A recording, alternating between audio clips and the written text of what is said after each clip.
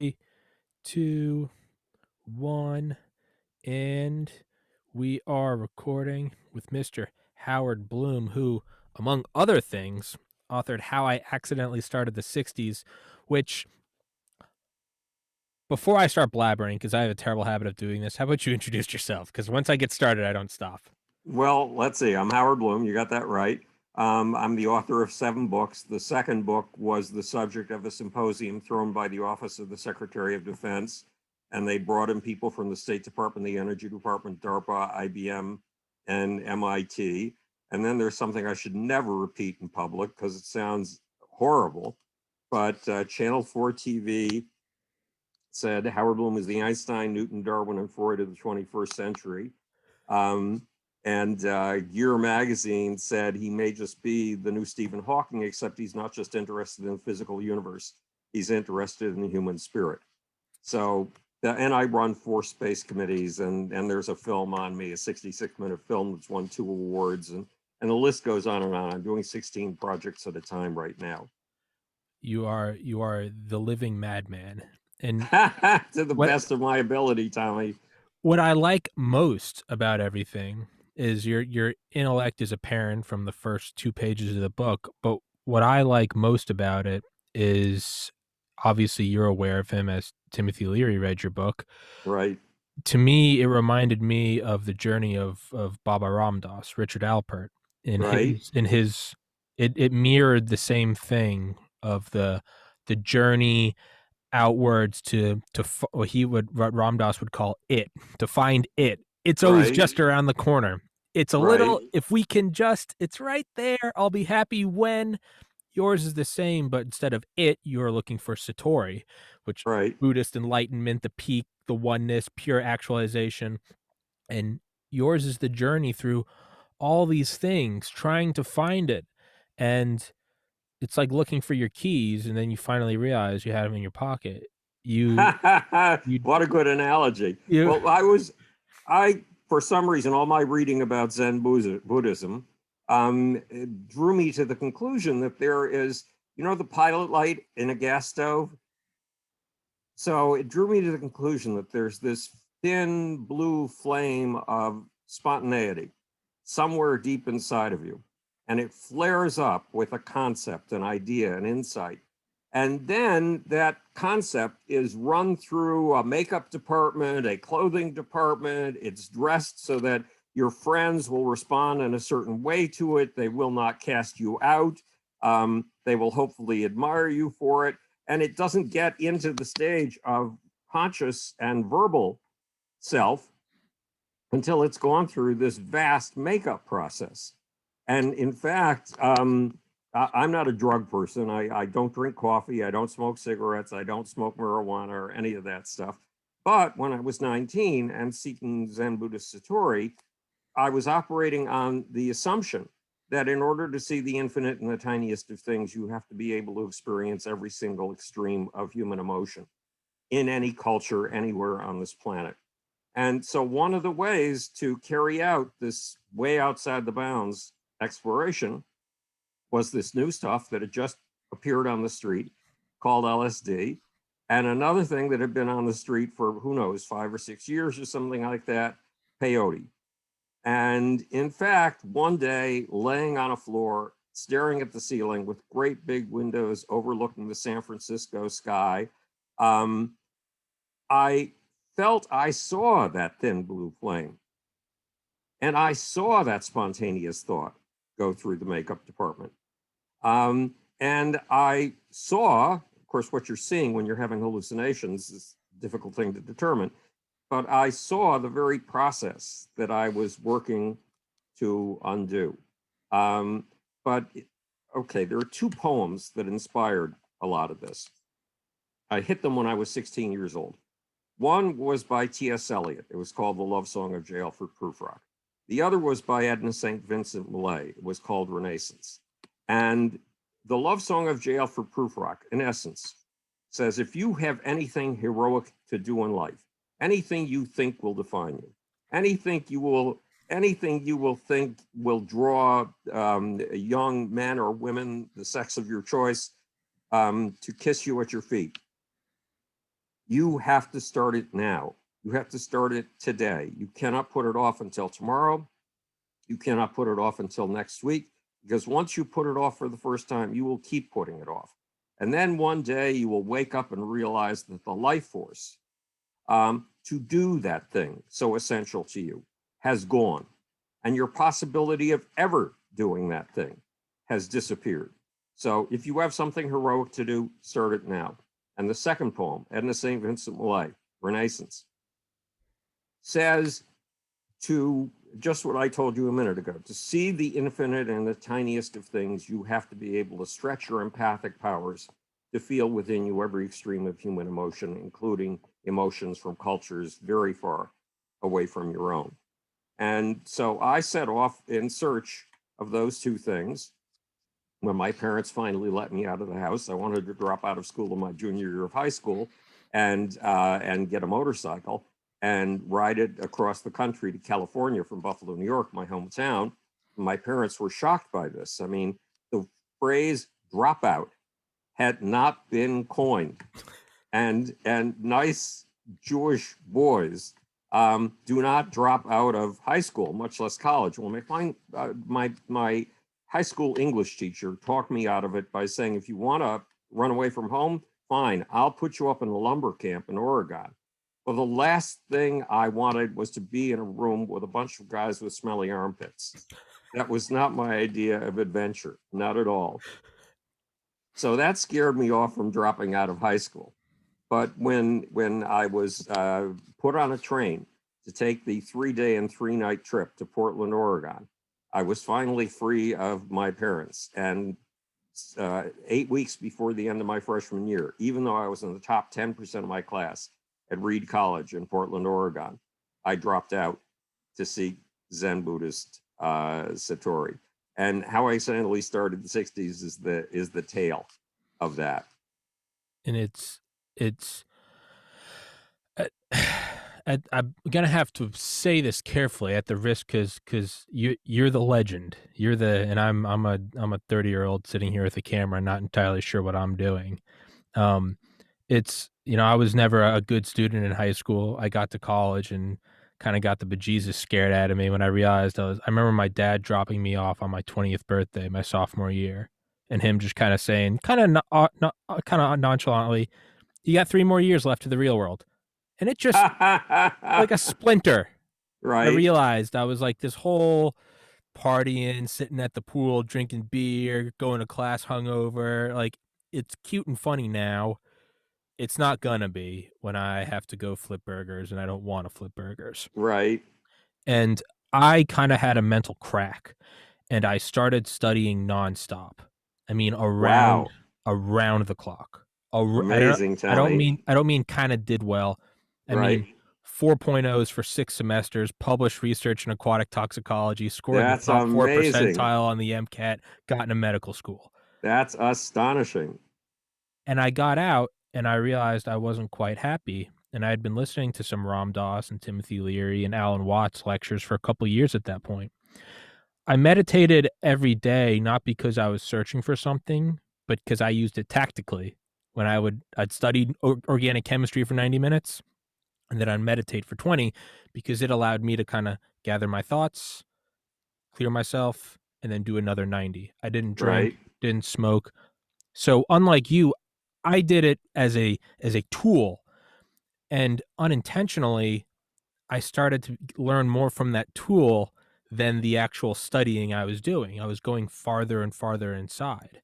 right, And despite going to private Catholic school for 12 years, I'd become a raging atheist. I was, pre-med physics. It's all just matter and energy, and there's no meaning to right, any of it. And I had all these weird kind of contradictions I had to face because as I was meditating and going inside every day, I was experiencing these states of peace and bliss and empathy that I couldn't explain. I couldn't right. explain. And I was like, what the hell is this? So at the end, literally the day after I graduated college, I decided that I needed to know. And there was a quote I had seen by Maya Angelou right before I graduated that said there's no greater agony than bearing an untold story. And That's interesting. That's a very interesting quote. and it just sat in there. And I was like, what am I supposed to be a doctor? Right. And so scared shitless, I went out to the woods and I took some psychedelic mushrooms with my friend, Aha. and we sat in a field for 7 hours. And in that moment, I saw that the question kind of arose, why can't you be happy with work? I love to work, no matter what it is. Right. I love to teach myself graphic design. I'll make this. Right. If I'm going to get guests, I'm going to get Howard Bloom. I'm going to get a guy that walked on the moon. Why can't work be loving? Why does it have to be study, study, study? It's got to be painful. Why can't Right. it? And in that sort of moment of bliss, I'm going to find it all out. A couple months later, my older brother committed suicide. Oh my God, Tommy. And I imploded. I couldn't handle it. Which way was up? Still an atheist, but now I got nothing to lean on. Right. Implode, go nuts. Decided not to go to medical school, smoking, drinking, gaining weight, just nothing going for me. And I moved home in 2016. And right before I moved home, I had become suicidal. And that's when Oh I God. decided I needed to move home. Right. But before I did that, I decided that I needed kind of I didn't know what the idea was, but as you so beautifully worded it, you have to know all the ranges of emotions. Right. Well, I'd experienced bliss through meditation. I got into medical school. I had the girl. Like I'd experienced the highs, Right. and I figured, well, my logic was, if I'm gonna commit suicide and I'm gonna go face the great beyond, that's more scary than anything in this world. So clearly, I should make sure I'm okay with whatever this world has to give. So I decided to take what Terence McKenna would call a heroic dose of mushrooms Oh with my God. with a heroic dose of LSD Right. Oh Lord, together. together. Well, my logic was is I didn't want to do this, but if I couldn't handle that, how can I handle whatever's on the other side? Right. So I did that and sat on a waterbed for about 14 hours. Amazing. And at the peak of it, I realized that if I quit now, then there would be 0% chance of it ever getting better. Right. If I kept going, it might take 20 years, but it could still get better. So I called my mom the next morning. I said, I need you to come get me. This is why. Parents came and got me. Beautiful.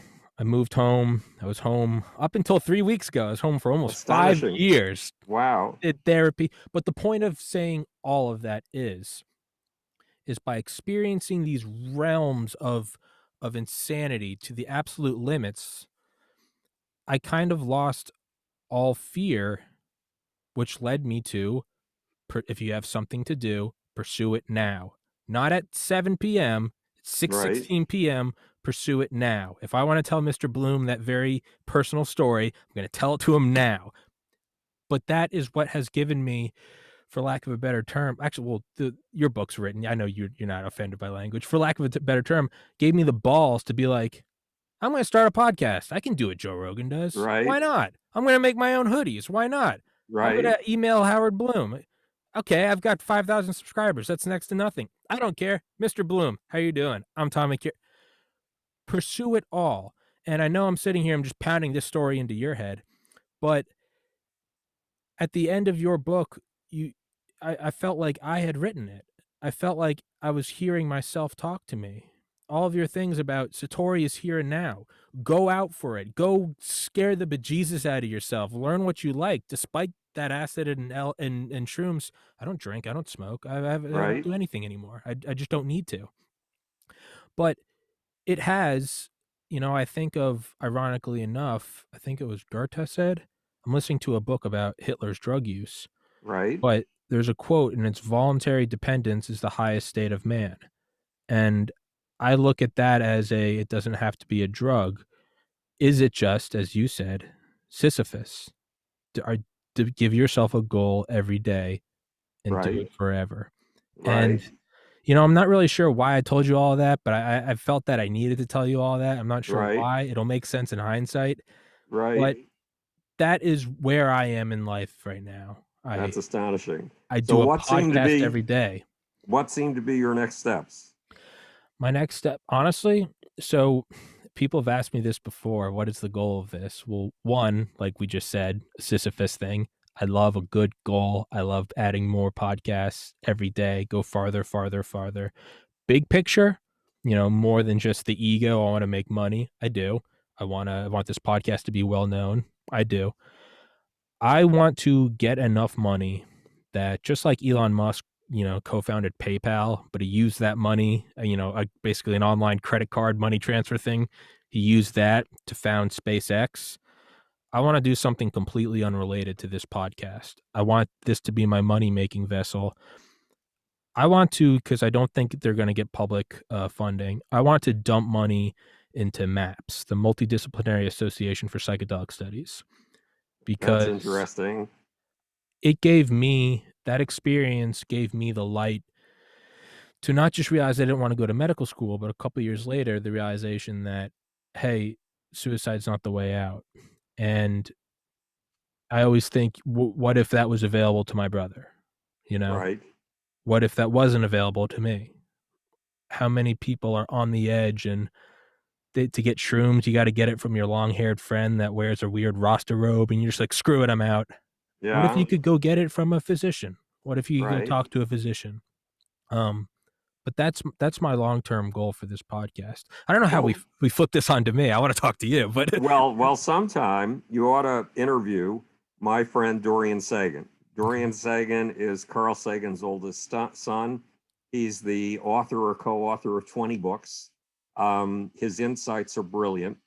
I'm concerned about him because he's gone off on this psychedelic thing. He tried to introduce me to people or the person behind Maps at one point, but I'm afraid he's gone too far into it. okay, Any good thing in excess is a poison, mm-hmm. and that he's got this wonderful, fantastic mind, and that he may be destroying Yeah, that mind. I don't know. Nonetheless, he is very into this world. He and Daniel Pinchbeck, who's the author of Breaking Open the Head, who's another friend, a distant, well, he's not a distant acquaintance, he's a friend of mine. So those are people who are very into this. But I arrived at this kind of thing. I dropped out of Reed College, and um, I haven't counted the amount of time out on the West Coast, hitchhiking, riding the rails, and people started to follow me because even though I had no answers, I was just seeking Satori with everything in me. Apparently, the passion with which I was seeking it looked like an answer to other people. So they were dropping out of their jobs and hitchhiking and riding the rails, and we ended up in a big pink condemned house in Berkeley, California, 3 blocks from the university campus, naked all the time, yeah, never wearing any clothes. Well, eventually, I ended up back in Buffalo, New York. I went home just to visit my parents. I hadn't seen them for a year, which everybody, the hobos that I yeah. It's was good. Yeah, riding the rails with, the policeman who picked me up and then wanted to adopt me, they all said, "How long has it been since you've seen your mother?" And when I told them, they were horrified. Um, so I went back to Buffalo, and my former French teacher, seeing how lost I was, sort of adopted me. And I moved into her home for a while. And she was the one who taught me the lesson of the myth of Sisyphus. And the story of Sisyphus is Sisyphus has done something horrible to offend Zeus, who is a very easily offended guy. And so Zeus punishes Sisyphus by giving him a rock, a round rock, to roll up a mountain and deposit on the peak. And every day, Sisyphus rolls that rock very painfully up the mountain until he finally gets it inches from the peak. And then it slips out of his hands and rolls back down to the bottom. And the next day, Sisyphus has to do it again. And what my French teacher explained is Camus' interpretation of the myth of Sisyphus, which is the gift in life is not achieving the goal. The gift in life is trying to achieve the goal. It's the path to the goal that carries all the riches, not the achievement of the goal. So I tried to find an artificial purpose for myself. And the easiest one was college. And I went back to NYU, and like you, I mean, my first 2 semesters, um, I got 4 A's and a B, and I was terrible. I had never paid attention in school, Tommy. I had never cared about school, at least not in grammar school. I read 2 books a day, and that meant I had to read one under the school desk. So I paid no attention to my teachers whatsoever. And now, for some reason, having that B offended me. And so I tried to figure out how to stop getting B's. And I realized something. When I was doing my homework, I was reading the textbook first and my notes last. And I realized I need to reverse that order. The first thing I need to study is the notes. Why? Because in the notes, I have the opinions of my teacher. And my teacher will only give me a B if I understand the stuff in the textbook, but not what he or she told me. If I parrot back what he or she thinks are his brilliant ideas, I will get an A. So that simple reversal, in order to satisfy the ego of my professors, changed everything. And for the next 3 years, I got straight A's, like you. And then there came the last day of school. And I'd had this artificial purpose for 4 years now, and I had no purpose anymore. So I was taken to a Country Joe and the Fish concert by a friend from across the street who had helped found the Beat movement. And her husband was the guy to whom Allen Ginsberg, the poet, dedicated the poem Howl, and which was the great poem of the Beat generation. And I had no purpose in life anymore. I had no rock to roll up the mountain anymore. And I sat there with a great big bottle of Valium and was contemplating suicide. So I've been through that too. But a strange thing happened that summer. My mom had always, everybody had known in Buffalo, New York, I was going to be a college professor from the time I was 10 years old. And my mother was very proud of that. My mom had scholarships at college, and she wasn't able to go because her family didn't have enough money to fill in the blanks from the scholarship. And so she was very happy with me going into academia. And my dad was not happy. He ran a tiny little hole in the wall liquor store that became the biggest liquor store in Western New York State and is now an institution in Western New York. And my dad kept talking about the real world. And I had gotten fellowships at 4 different schools in what is today called neuroscience. And I accepted the one from Columbia University. And then I had a choice during that summer between diving into the real world and continuing in academia. And I had this vision of grad school as Auschwitz for the mind. Yeah. Because I had been after trying to understand, among other things, the ecstatic experience. The experience that you were alluding to when you gave me that quote from Goethe about the ultimate satisfaction as being caught up in as a part of something bigger than yourself. I wanted to understand that experience, both as a personal ecstatic experience and as a social force, because that's what makes us molecules in the forces of history, that desire to be a part of something bigger than ourselves, and that emotion that sucks us out of ourselves up into something higher at certain moments in our lives. And I realized in grad school, I was going to get nowhere near that. I call that finding the gods inside of us. I was going to get nowhere near the gods inside of us. I'd be giving paper and pencil tests to 22 college students in exchange for a college credit. And how many of those 22 students sitting in a room filling out a questionnaire are going to go into the ecstatic experience and are going to touch the underside of God or whatever it is? None, zero. I'd be cut off from one of the major experiences I wanted to understand, and it's from a scientific point of view. And I had an opportunity to go into something I knew absolutely nothing about, popular culture. And why did I know nothing about popular culture? Because I was unwelcome in any social group in Buffalo, New York from the time I was 4 years old. God, I'm losing my thread here. but the kids wanted nothing to do with me. And if they did anything with me, it was use me as a target. Yeah. That was the only way I got their attention, and I didn't want it that Yeah. way. Um, so popular culture was the culture of the kids who used to beat me up. I wanted to have nothing to do with it. So while they were listening to Elvis Presley, I was and Chuck Berry, I was listening to Rachmaninoff, Beethoven, Bartok, and Stravinsky.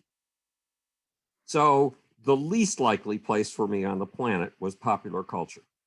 But remember, you go to extremes in Mhm. order to expand your understanding, especially your empathic understanding. And I went into pop culture, and it turned out to be a gold mine for me. And it brought me into the very land where the gods inside come alive, where the experiences that I have been seeking are alive the most. And there's one experience I have to tell you to give you an idea of the gods inside of us. In high school, I was just as unpopular as I had been in grammar school, even though my parents sent me to a small private high school in the hope that they would find a school in which I could engage. And the kids used the class president, the class vice president, the class secretary, the class treasurer as popularity positions. The most popular kid in the class got named president. The second most popular kid was vice president. The most popular girl was a secretary, and the most popular Jew was treasurer. Um, so, so obviously, I wasn't going to get any of those positions as the least popular kid in the school. But when it came to functional things, actually getting something done, then the popular kids wanted nothing to do with it. Mhm. It was a responsibility. It would take them away from their drinking. And at which they really competed with each other to Yeah. see who could collapse and go into a total puddle first. Um, so they elected me in my junior year the head of the or the head of the programming committee. Now we had every school day, 5 days a week, open with the school assembly. And that meant I got to MC all 5 of those school assemblies, which was terrifying at first. And I got to program 2 of them. Well, one day the juniors came to me and they said, "We're having a dance. Could you advertise it for us?" And they didn't understand how ironic that statement was. If there was a party of any kind in Buffalo, New York, anywhere, especially a dance, I was cordially invited to stay as far away as possible, preferably Cleveland or Utah. Um, and yet they wanted me to advertise their dance. Well, my parents, every 2 years, my parents would try another trick to normalize me, because here I was like a little Martian scuttling across the face of the earth. And one year it had been dance class. So for an entire year, I went to dance class once a week, and I couldn't learn the box step. I couldn't learn the foxtrot. I couldn't learn the waltz, and no girl wanted to dance with me. I was always alone, except when the dance teachers took pity on me and danced with me themselves. And even then, they were endangering their toes. Um, so I can't dance, but I put a piece of music on the hi-fi system, and I went out to center stage, and I started moving, and moving in ways apparently no one had ever seen before. It looked like a Looney Tune drawn on a night when Chuck Jones, the guy who drew all the Looney Tunes, had just dropped LSD. And yes, and I saw, and it wasn't even that. What you just did was more codified, Okay. more conventional than what I was doing. So I saw the faces of the audience. I saw their eyes widening. I saw their pupils dilating. I saw their faces melting. In particular, I saw the face of the girl who hated me the most, with her eyes just widening, her face melting. And then it's as if all 350 kids melted into a giant blob of common energy. And that blob, like an amoeba, reached a pseudopod out to me, reached a tunnel out to me. I had an out of body experience. I was on the ceiling watching all of this take place, or so I thought. And I saw that energy go through me as if I were an empty pipe reach someplace around my head, become utterly transmogrified, and channel back down through the empty pipe of me to the audience and get channeled back again. It was a reverberatory circuit. It was a feedback loop. And it was fucking astonishing. And because I hadn't planned this, Yeah. I wouldn't have known how to do this. But something in me obviously did. And when it was over, the audience of kids who loathed me, did something they had never done before in my time at that school and would never do again. Not for homecoming queens, not for football heroes, not for returning foreign students from Italy. They surged down to the foot of the stage. They picked me up off the proscenium. They put me on their shoulders. They carried me out of the auditorium, and they carried me up the pathway to the building above in which classes took place, and only then did they let me down. It was astonishing. So when I found the gods inside of us in the world of rock and roll, when I found the ultimate ritual to summon the gods inside of us, the rock and roll concert, I was in pursuit of something that I had experienced from the very center, that I had experienced in the way that Prince experienced it, the way John Mellencamp experienced it, not quite the way Michael Jackson experienced it, because Michael was very different from any of the rest of the performers I worked with. And I worked with some of the most extraordinary performers I know this world has ever seen. John Mellencamp is beyond amazing. Billy Idol is beyond amazing. Joan Jett is beyond amazing. But John Mellencamp and Prince, fucking goddamn astonishing. Just astonishing. Yeah. They just blow you away when you see them or saw them in concert. And now I knew what they were experiencing. Yeah. So that gave me a touchstone to the people who would ultimately be my clients. AC/DC, Aerosmith, Hall & Oates, DMC, Billy Joel, Billy Idol, Paul Simon, Peter Gabriel, David Byrne, Joan Jett, Billy Idol. I probably mentioned Billy before, but ZZ Top, just a whole mess of them. I read those off to my dad when the day he was moving me in. He was like, "Who's coming up on the podcast?" I was like, 3 weeks from now, having Howard Bloom. And he was like, "Remind me of that." And I went to your Wikipedia and read them off. And my dad, who's a very stoic businessman, went, "Holy shit." And I was like, "Yeah, I know, right?" He's like, "How'd you reach him?" I was like, "Facebook." But those guys would be the high priests and priestesses 5,000 years ago, right? Because they could tap in to that god. You've got it. You've got it. Absolutely. The Atman, the godhead. They channeled it. Yes. And so when I was on stage at Park School, I was channeling something that was bigger than I was. And that's what Prince and John Mellencamp have done with every performance, not to mention Billy Idol and Joan Jett. When I first saw Joan Jett off stage, she was in her manager's office. She was slumped on a chair, and she looked as if she were almost dead. She looked like a hollowed out husk. Why? Because Joan Jett only comes alive in the eyes of an audience. Now, whether you and I know it or not, you and I also only come alive in the eyes of an audience. I have a stepson, and I used to talk to his mom when I was courting her every day. And he would answer the phone, and I'd say, "Walter, what happened today?" And he would say, "Stuff," because he couldn't remember what had happened during the day. Unless his friend Paul had come over. And if his friend Paul had come over, he would remember what had happened during the day. Why? He was in contact with another human being. And without that contact, our cognitive system goes down. No input. So all of us need an audience. But to have an audience of between 700 and 70,000 people is a whole different kind of experience. And it draws these ecstasies. And these ecstasies do make us part of what seems to be a higher power. And in my new book is Einstein, Michael Jackson, and Me, A Search for Soul in the Power Pits of Rock and Roll. And it is about a search, both a scientific search and an empathic search for the gods inside of us. And the gods inside of us are the voices of a subculture. They're the voices of we hit the age of 11 and a half, 12 and a half, and 13. And we are going through a radical change. We are changing from children to fully sexual beings. And it's one of the most confusing Mhm. changes in the world. And there is a whole bunch of emotions going on inside of us, like clothes going around in a clothes dryer. Um, and we have no words for them. And we think that we are insane because we think that only we are experiencing these things because we've never heard them expressed in the common culture.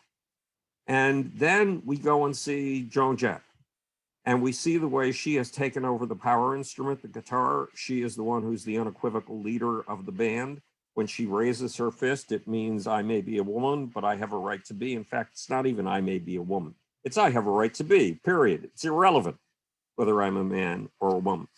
And you see that gesture, and that gesture expresses what you've been feeling that you thought made you insane. And you suddenly realize that you are not alone, that you are a part of a movement, that there are thousands, tens of thousands, hundreds of thousands, or even tens of millions of other people like you. So the artist, the superstar, is often the tongue of a subculture that's searching for its identity. So when you have that out of body experience, being caught up in something bigger than yourself, yes, you are caught up in something bigger than yourself. You're caught up in the collective identity of this unnamed, previously unnamed subculture. And you become the tongue of that subculture. So when you said a while ago that when you finished How I Accidentally Started the 60s, and it felt like it was as if you had wrote it, it was as if your own thoughts. Well, yes. So that, as an author, of course, I want to think that I created something unique. But when you do create something unique, if it catches fire with other people, it becomes the tongue of an experience that up until then they haven't been able to articulate. So superstardom is about giving subcultures permission to exist. It's about helping subcultures discover their identity and expressing the identity of that subculture in new ways. And again, yes, the ecstatic experience about being caught up in something higher than yourself, that something is real. Look, there are 100 trillion cells in Tommy Kerrigan. Um, each of those cells is capable, in theory, of being totally self-sufficient. Mhm. Um, none of those cells has a clue as to what a Tommy Kerrigan is, or that there even is such a thing as a Tommy Kerrigan. Well, in the same way, we members of an audience have no sense of the larger entity, Yeah. identity that we make up, the Tommy Kerriganness of us, Yes. um, or the counterculture nature of us, or whatever we want to call it. But we get an idea of that larger emergent personality of the group when we are caught up into something higher than ourselves, because that something higher than ourselves is in fact real. It's as real as the Tommy Kerrigan that marshals or which is the product of 100 trillion unknowing Tommy Kerriganish cells.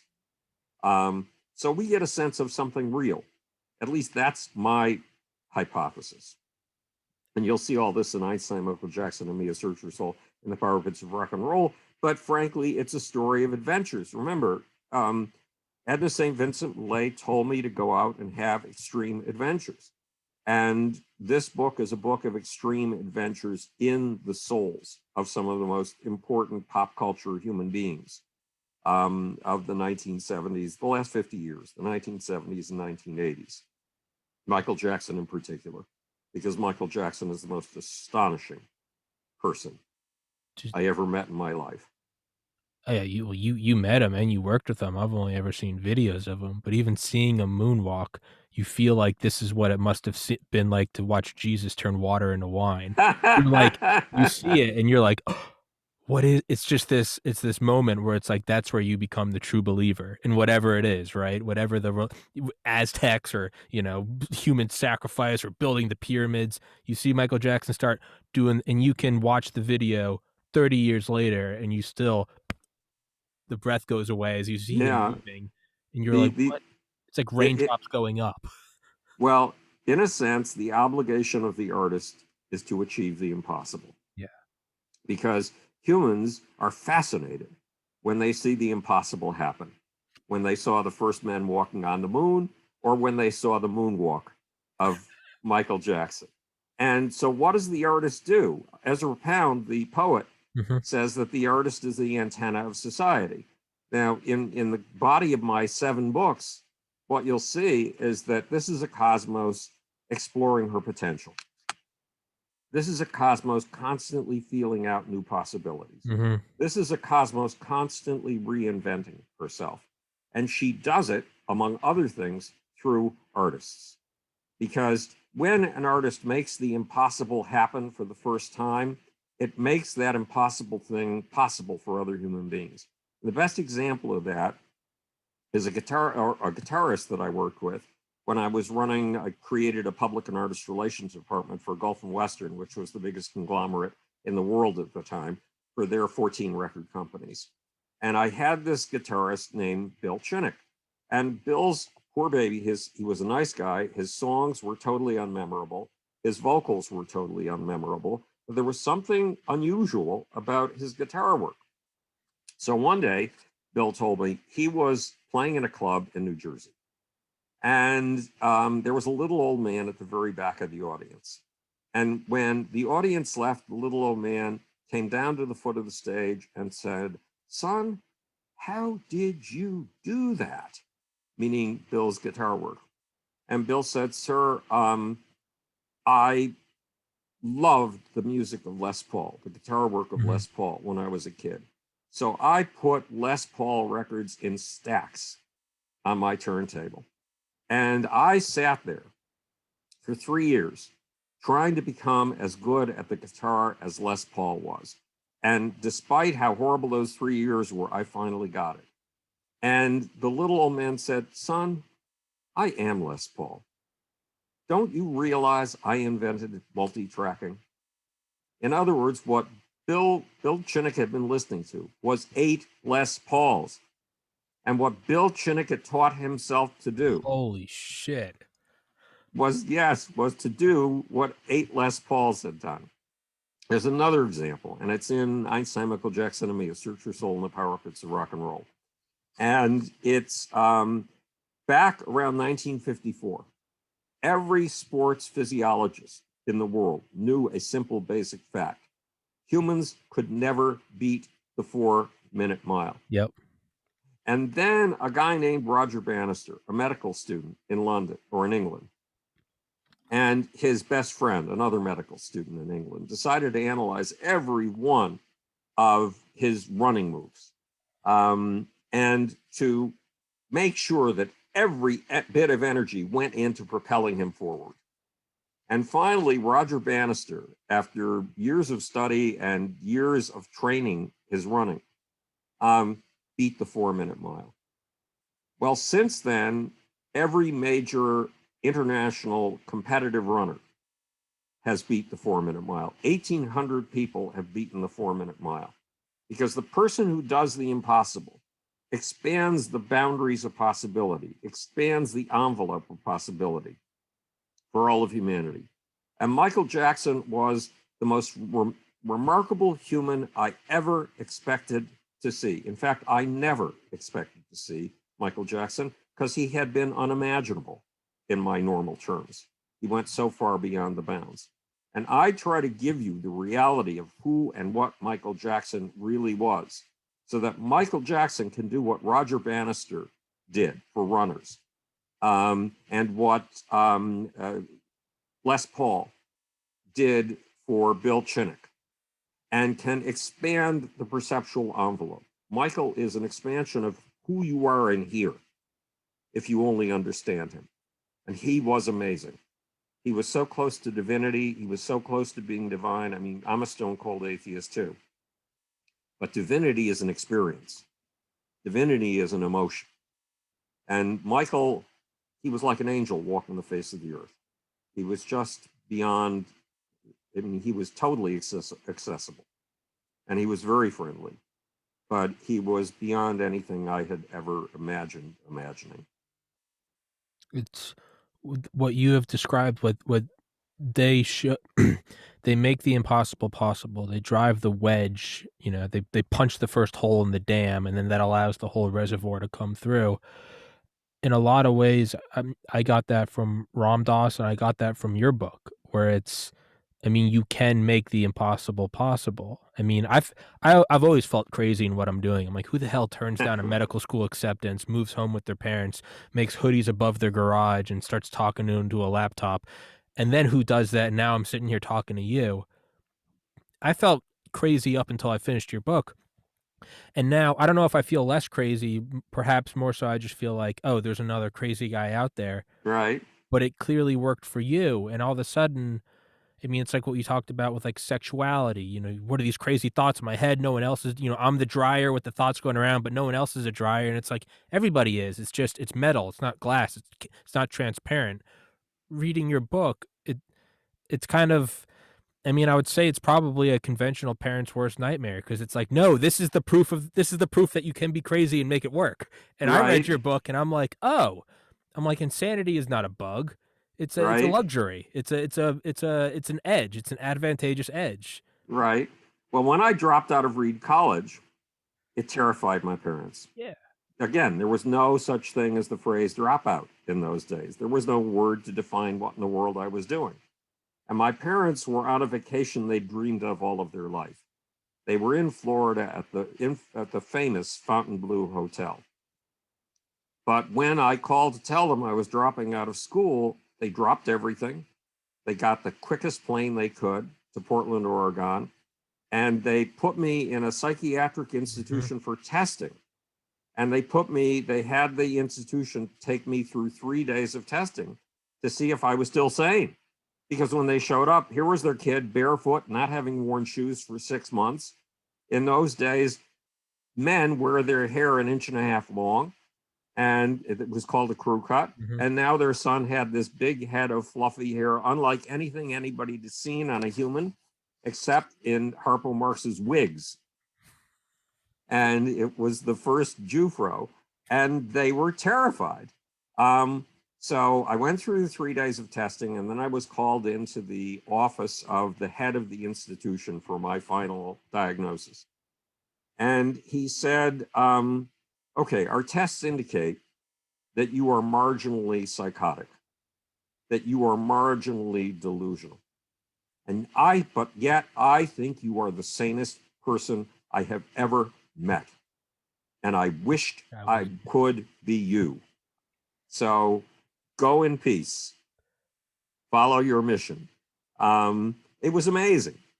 It was just amazing. But the trick is, it's the obligation of all of us to expand the envelope of human possibility. It's the obligation of all of us to wrestle with something that's impossible and to bring it into the realm of the normal. Um, and humanity's been doing this ever since humanity's been here with the invention of the first stone tool 3.1 million years ago. That's our job. And why? Because this is a cosmos in search of her potential, in search of her next possibilities, in search of what in my books I call her next supersized surprise. And you and I are feelers. You know how when you lose a contact lens on a Mhm. rug, especially a shag rug, you spread your fingers out. So each fingertip becomes an antenna in a search engine. And you and I are antennae in a search engine of that kind, working on behalf of a cosmos constantly attempting to reinvent herself. It it's it makes me it's almost like the trope, right? When you're high, you see it in all the movies. Oh, you're stuck looking at your hand. Right. Oh, yes. I mean, is this just not the universe? Are we not the hands of the universe? And right now I'm looking at me and I'm going, what is this? It's Howard Bloom. And you're looking at me and you're like, what is this? It's Tommy. But we're just the universe looking at our hands, just like, what Right. are these things? Well, two things. First of Sure. all, I've got to find a better word for this, but there's a spiritual dimension to the universe from the very get go. And what do I mean by a spiritual dimension? In the very beginning, in the Big Bang, the first quarks, the very first Mhm. things, quarks precipitate. Quarks are extraordinarily social. A quark cannot live on its own, Mhm. period. It needs to gang together with at least one other quark, and and more preferably two other quarks Mhm. in order to survive. Now, when you put three quarks together, Aristotle says that if you understand the laws of the tiniest of things, what he calls the elements, you understand everything. Mhm. Well, we understand how quarks work. So when you put three quarks together, it should make three quarks, just three times as much quirkiness, right? It doesn't. It makes either a neutron or a proton, which is something so dramatically different Mhm. from quirkiness that it defies belief. So what the fuck is that? Are those qualities we call proton and neutron? They are some higher something that arises from the social agglomeration Yes. of these three quarks. They are there in, they are present in the same way that the emergent personality of a crowd is there at a Joan Jett concert. Yeah. That the emergent personality of those 350 kids at the Park School was there until it was expressed by my ridiculous non-dancing um, on stage. So this something or other that's bigger than the sum of its parts, what do we call it? I mean, spirit? No, because that leads us in the wrong direction. Emergent properties is the common phrase in science. But you got to recognize that emergent properties, one is supersized surprise because it's just unpredictable from what came before. And two, it is not in the matter. Yeah. It's in the interrelationship between the bits of the matter somehow. There is an implicit personality in any group of two or three, quarks at least. Well, it's kind of the same thing with like with an atom, right? Protons, neutrons, electrons, all of them are just Yeah, infinitesimal, but all of a sudden you put them in each other and they're in clouds of probability, and all of a sudden it makes silicon or manganese, right, and it's like, what the right. fuck is Well, that? in the beginning, hydrogen, helium, and lithium. Yeah, yeah, Those are the first three. but none of them are even remote to what any of these are, right? You can go from No, you if xenon you to understand a uranium. proton and you understand an electron, that does not tell you what an atom with a No, proton and an electron is going to be. It has no. this amazing emergent property, like this higher spirit jumping out of the Yes. nature of the relationship called hydrogen. Same thing is and if you can understand all the atoms, you go, "Oh, we finally got it down pat." Well, no one knows. Well, what if you put 12 of them together and you made some, long chain carbohydrate? And it's like, "Well, what the Right, fuck is that?" It's the same thing with the cells. "Oh, we understand a cell. It's got a right. nucleosome and a ribosome and a sarcoplasmic reticulum. What happens if you multiply it by 100 trillion? You get Tommy? You get Howard? Yeah, What's that? Oh, right, so why can't it happen again? Why can't it right. just jump up And again?" and our job is to make the impossible possible, to expand the envelope what the cosmos can achieve, because it's going to keep achieving with humans or without humans. But humans are it's one of its attempts to find a whole new kind of search engine with which to find its next possibility and bring it into reality. It's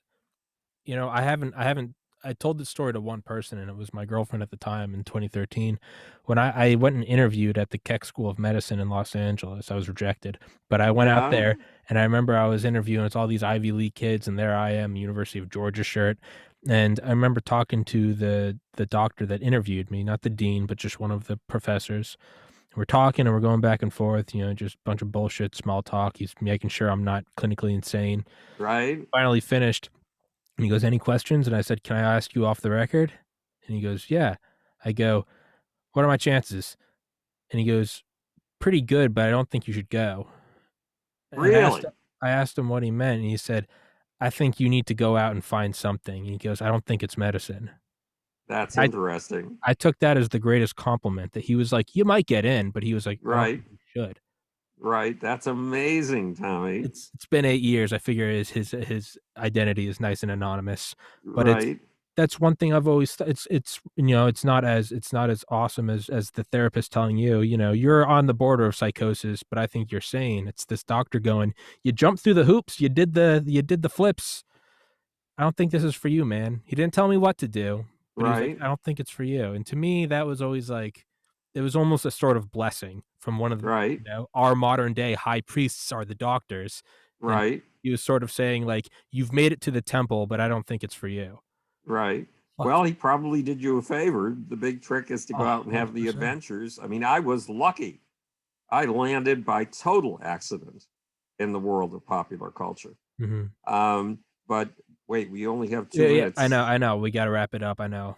It's Uh, but look, in my junior year, so I took poetry very seriously, right? Mhm, I these two poems really set me on my path: the love song of jail for proof rock and Renaissance.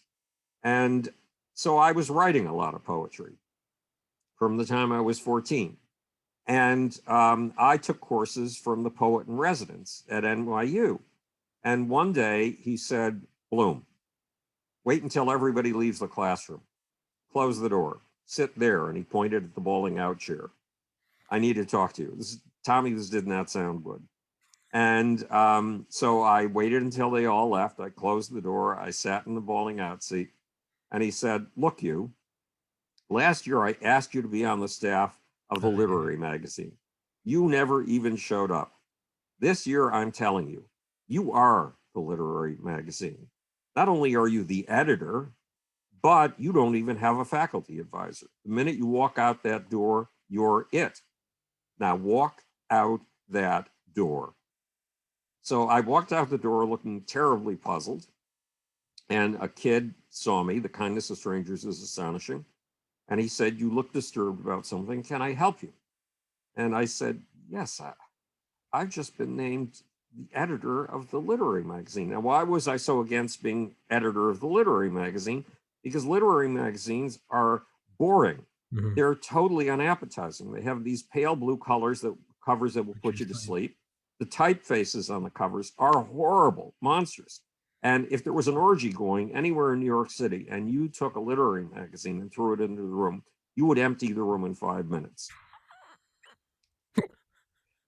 So this student said, why don't we go down for a cup of coffee? Now, Tommy, I didn't grow up with other kids. You know, they wanted to have nothing to do with me in my hometown. So I grew up with lab rats and guinea pigs and guppies in my bedroom. Mhm. And guinea pigs and guppies don't have rituals like, let's have a cup of coffee. So I really didn't know what that meant. I'd never had that invitation before. So I meekly followed him to a coffee shop. He ordered a cup of coffee. I ordered a glass of water.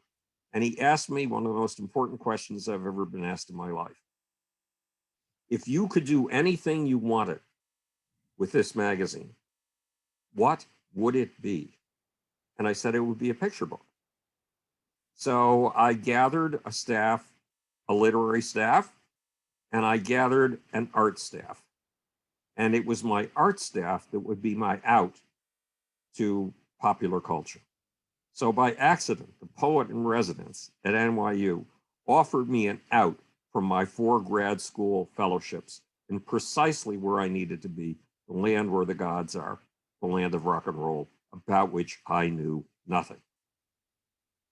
He gave you he punched open the side of the plane and gave you the inflatable slide, said, "Get Yes, down." exactly. And the parachute. Yeah, and So, it's that's yeah.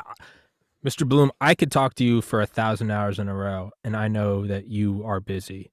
So I'm going to let you go. I'm going to stop recording. I do have a question to ask you, but yeah, I'm go going to stop ahead. recording it. So before Okay. that, everybody, I hope you guys enjoyed his book, How I Accidentally Started the 60s. It's fucking insane. Highly, highly recommend it. I'll And put a remember description Einstein, Michael Jackson, and me, A Search for Soul, The Power Bits of Rock and Roll. above your shoulder. I'll get that. And Yes. I would love to talk to you about that one as well. But for right now, I'll wrap it up and stop